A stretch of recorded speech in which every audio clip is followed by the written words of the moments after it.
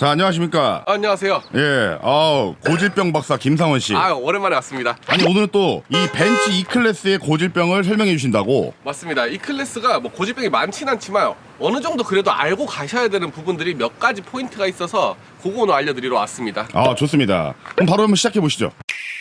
이 벤츠 E클래스가 일단 첫 번째 고질병, 그 브레이크 소음이 좀 있어요. 브레이크 소음. 네, 저도 오늘 막 옆에 타고 오면서 많이 느꼈는데 잡을 때마다 끽끽 소리가 좀 나면서 멈추는 그런 현상이 있습니다. 그 브레이크 끽끽거리는 게 원래 아우디가 그런 건데. 이게 독일 차들이 대부분 그런 것 같아요. BMW도 그렇잖아요. 맞아, BMW도 그랬어. 맞아요. 이게 좀 고성능 브레이크를 쓰다 보니까 그런 현상이 좀 많이 발생하는 것 같습니다. 저가의 브레이크를 쓰면 오히려 소리가 안 나고 괜찮다고 해요. 대신 제동은 좀 안 좋아지죠. 그럼 그 브레이크 소음에 대한 해결 방법은 뭐 브레이크를 좀 저가형으로 바꾸던가, 그렇죠. 아니면 그냥 아예 고가형 뭐 세라믹이나 이런 걸로 바꾸는 거밖에 없나요? 세라믹으로 바꾸면 좋겠지만 이게 또 비용이 상당하거든요. 자, 그래서 고가형으로 가자면 또 그 비용이 너무 많이 들고, 또 저가로 가자니 또 제동 성능이 안 좋아지지 않습니까? 그래서 그냥 이거는 안고 가야 된다. 저는 그렇게 생각을 합니다. 독일 차를 타려면 끽끽 소리 정도는 그냥 BGM으로 생각해라. 그렇죠. 이 마크만 보는 거지 뭐 소리가 뭐가 중요합니까? 그 왕이 되려면 그렇죠. 왕관의 무게를 견디라는 말이 있잖아요. 충분히 견딜만 하죠. 삼각별인데 그렇죠. 견딜 수 있습니다. 독일 차의 오너가 되려면 브레이크 끽끽거리는 BGM을 여러분들 모두 받아들이셔야 됩니다. 자, 그리고 두 번째는 방지턱을 넘을 때나 좀 험로를 갈 때 하체에서 소음이 좀 올라옵니다. 이건 애초부터 나는 건 아니고 뭐 한 3년에서 4년 타다 보면 뭐 로어암이나 쇼바 마운트 이런 데서 이제 소음이 좀 발생이 돼서 이제 교체를 해줘야 되는 그런 상황이 많이 있습니다. 그것도 비용인데 꽤 들지 않나? 벤츠다 보니까.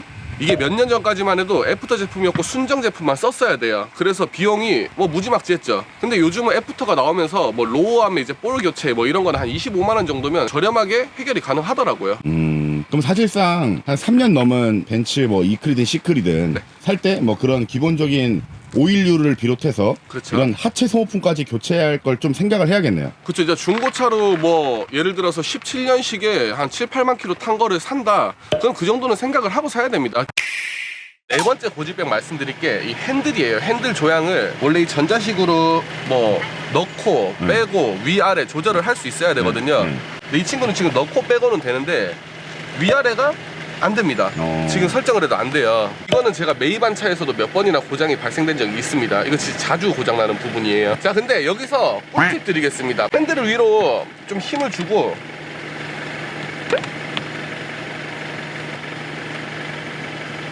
안 되는데? 됐다. 됐다. 이렇게 하면 고쳐져요. 와. 이게 힘을 주면서 예를 들어 밑으로 내릴 때 밑으로 힘을 주면서 내리고 위로 올릴 때 힘을 주면서 올리면 이게 또 기어가 잘 맞물리나 봐요. 또 고쳐지는 경우가 있습니다. 그러니까 이게 모터 자체가 완전 나간 건 아니고, 그쵸. 뭔가 저 안에서 헛던 것 같아요. 뭔가 좀 아구가 잘 안 맞는 그런 부분인가 보네요. 맞아요. 야, 근데 이거 진짜 여러분들 진짜 실제 상황인데요. 저 핸들이 방금 전까지 진짜로 조절이 안 됐는데 갑자기 지금 힘으로 하게 됐습니다. 지금 이게 카센터 사장님도 갔을 때 이거 고쳐야 된다, 80만 원 든다, 이미 견적도 받아놓은 상태예요. 카센터 실제로. 네, 그렇죠, 실제로.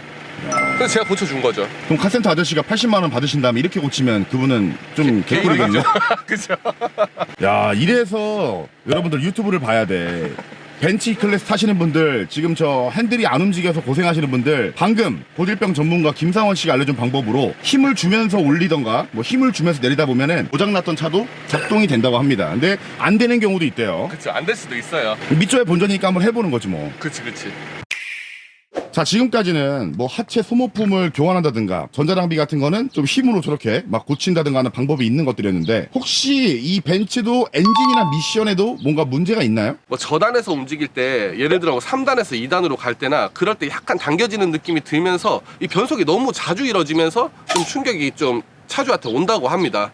그 미션 저단에서 바뀔 때 뒤에서 잡아당기는 게 옛날에 우리 그 산타페 TM 할 때 나왔던 그거랑 비슷한 거 아닌가? 그 정도까지 충격이 있지 않은데, 이거 산 사람들은 7, 8천을 투자해서 내가 이 차의 최고의 가치를 누리려고 산 건데 그거에 비해서 뭔가 조금 울컥거린다. 그러니까 기대값이 높은 걸 감안하면 그렇죠. 생각보다는 그렇게까지 컴포트하지가 않다. 맞습니다. 7, 8천만 원짜리 치고는 좀 아쉽다 이 정도인 거죠. 그렇죠. 그리고 생각보다 4기통의 직분사 엔진이다 보니까 좀 시끄러워요. 아, 맞아요. 네. 한번 소리 한번 들어볼까요? 물어볼까요? 네네. 그러니까 저 같은 경우도 이 E클래스 하면 뭔가 럭셔리 세단의 끝판왕 느낌이라 뭐 S클래스 이 정도까지는 아니지만 일반적인 중형차 끝판왕이라서 되게 조용하고 되게 컴포트할 줄 알았는데 시끄럽더라고 생각보다. 맞아요. 진동도 많고. 이건 지금 예열이 돼 있는데 진짜 초기 시동, 냉간시의 시동을 걸면 처음에 좀 많이 시끄럽습니다. 맞아요. 한번 걸어주세요. 네.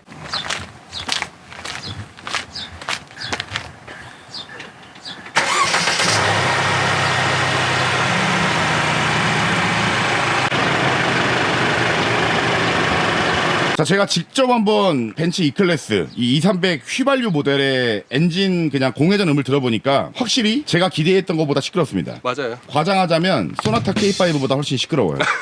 아 진짜로. 근데 이거 혹시 뭐 그래도 벤츠인데 좀 더 조용하게 만드는 방법 없나요? 해결 방법을 찾자면 이게 한 3년에 6만 킬로 정도 주행한 차거든요. 그래서 엔진 마운트라고 이제 부품이 있습니다. 엔진을 지지해주는, 충격을 감소해주는 그런 부품인데 그거를 완전 새 걸로 교체를 해주면 또 굉장히 또 차가 정숙해지고 괜찮아지죠. 그러니까 이것도 결국은 벤츠가 뭐 하체도 그렇고 소모품들을 제대로 좀 잘 바꿔줘야 되네. 안 그러면 좀 때가 되면 찌걱찌걱거리기도 하고 좀 진동도 좀 올라오고. 벤츠를 유지하려면 그 정도는 써라. 뭐 그런 거 아닐까요? 그 엔진 마운트는 교체하려면 얼마나 들죠? 벤츠는 모르겠는데 BMW 기준으로 한 70만 원 요 정도 드는 걸로 알고 있습니다. BMW 께? 네, 그 정도 들어요. 비슷비슷하겠네 그러면. 맞습니다. 벤츠 E클래스가 지금 중고 시장에서 한 4, 5천 정도 하죠. 그렇죠. 대충. 근데 김상원 씨가 생각하기에는 4, 5천만 원대의 세단을 산다고 했을 때 이 벤츠 E클래스가 과연 최고의 차라고 보십니까? 마세라티가 보편적으로 차를 타시는 분들한테는 굉장히 최고의 선택이라고 저는 말씀드릴 수 있을 것 같아요. 세단 중에서는 그래도 벤츠가 최고지 않나. 자, 근데 솔직하게 4, 5천만 원 정도 쓰면은 중고차에서 뭐 벤츠뿐만 아니라 BMW, 아우디, 제네시스 뭐 다 갈 수 있잖아요. 왜 하필 벤츠가 최고입니까? 누구나 최고로 생각하는 차가 벤츠이기 때문에 벤츠가 최고인 겁니다. 자, 그러면은 이 벤츠 E클래스 패밀리카로는 좀 어떤가요? 애기가 2명이 있다? 이 최악입니다. 솔직히 한 명도 버거워요. 뒷자리가 너무 좁습니다. 차라리 패밀리카를 갈 거면 제네시스 G80이나 아우디로 가시는 게 맞습니다. 그게 실내는 훨씬 넓거든요. 자, 실제로 최근에 이 클래스를 사자마자 3일 만에 대판 손님이 있었습니다. 왜냐면 집에 가서 이제 카시트를 넣고 애기를 앉혀보니까 보자 야이다 하면서 바로 되팔아서 거의 돈 천만 원 손해보고 이런 경우도 있습니다.